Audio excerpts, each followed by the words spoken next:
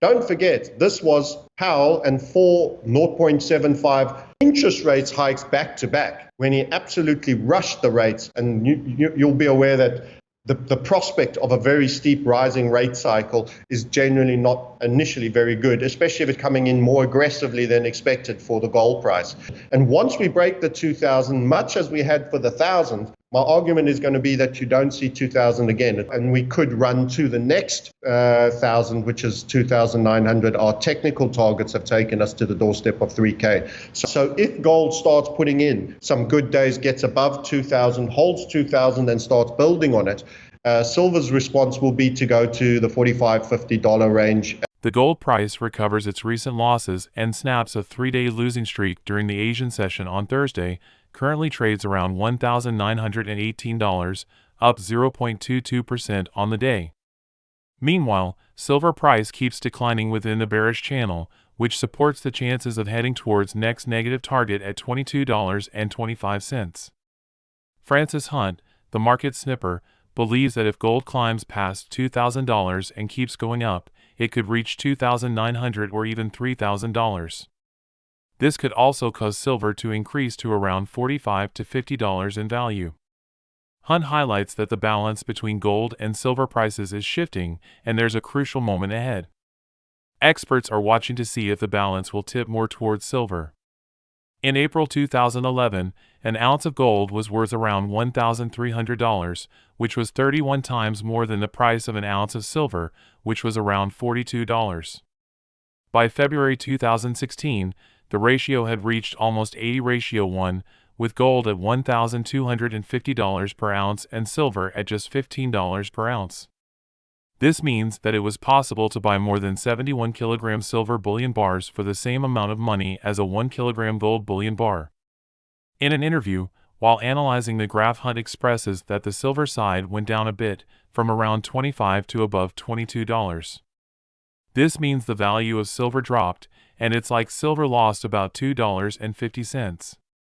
Gold also had a drop, going from about $1,930 to the low $1,900 range.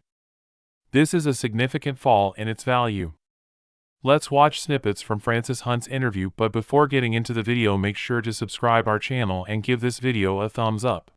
Actually, we've had a run up in the gold-silver ratio, which has been the fall of silver from the 25s into the upper 22s, which is, it's shed close on $2.5 plus dollars, and also gold coming down to round about the 1930s. So it's slipped off quite a bit.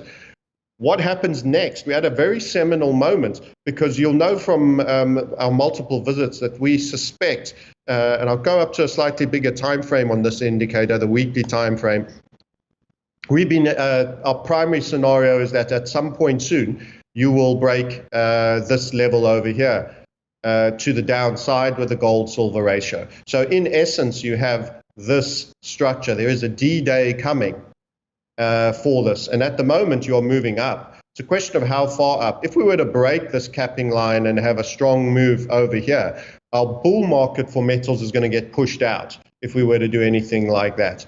However, if in the not too distant future we stopped climbing and we started waning a little bit and showing some decay on the gold-silver ratio and started to come back down hard like that, our primary setup would still hold quite a lot of store. So this is, as I say, quite a seminal moment.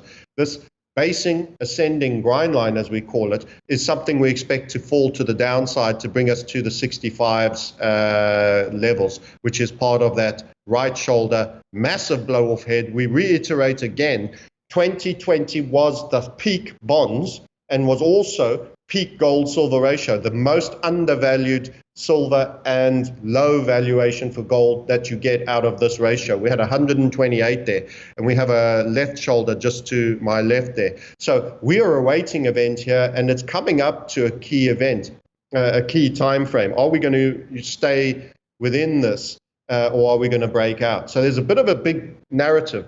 And then on top of that, I'm going to add, Elijah, the last week of August into the first week of September is often a very directional week for precious metals. The back to desk September, the first Monday of September, we called the breakout of $1,000 in 2009 on gold. Hunt expresses that gold price couldn't reach $1,000 on September 2, 2011. It went up to $1,030 but hit resistance and went down. It hasn't reached $1,000 since then. However, it did manage to climb quite a bit in 2016, almost reaching $1,900. Now, there's a similar situation happening again. People think it's like the same kind of setup as before. The price of gold stayed close to the lowest point it has been in about a month on August 10, 2023. Trading near its lowest level since July 10 hit on August 9. Meanwhile, silver's price went up a little after dropping a lot the day before. But, over this week, it's been going down and it's the second week in a row that it's becoming less valuable. Hunt mentions that silver can be unpredictable, going from weak to strong. Looking at a big chart with pictures taken every 6 months, Hunt believes that if silver's pattern continues and it goes up, it could reach a value between $45 and $50, which has been important before. Let's watch FrancisHunt's interview with Liberty and Finance. And we had knocked up against 1,000 many, many times. And people had become very much like they are now towards precious metals. You know, oh, you need a patience of a monk, and you sit around waiting for something to happen, and nothing happens for years. It was pretty much this period over here. And the 2nd of September was the day. I actually had a thread post that when did we break out? And there was a specific day when it started its move. Again, a squeeze like this.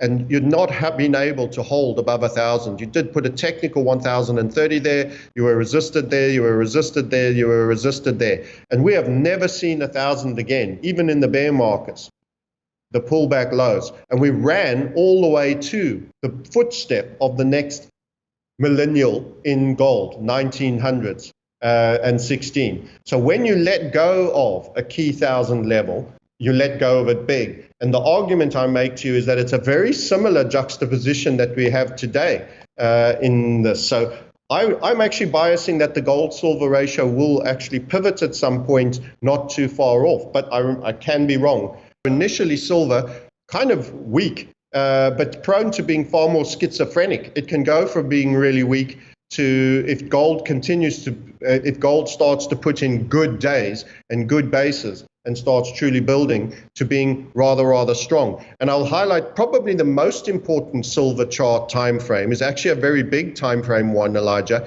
and that's I'm going to literally every candle here is a 6-month candle. So 2 candles represents a single year. And I'll highlight, taking us all the way back to the Volcker years, that the 45 to 50 price range, so that goes back to, Hunt Brothers, etc., Volcker, etc. This was the resistance that you got, 45, 50 gateway. In 2011, we made that level again. And we are out of this continuation structure. When it turns, we are projecting that you will get brought to this range again.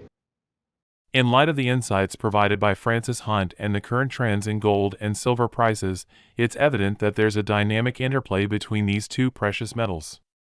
What do you think? How do changes in the gold-silver ratio affect the relative value of gold and silver? Let us know in the comments below. That's all from us. If you like this video, please like, share, and subscribe to our channel and click the bell icon to be notified when we release new videos. Currently, 95% of our viewers have not subscribed to our channel. Our next goal is to reach 2,000 subscribers. Please consider subscribing to our channel and helping us reach our target.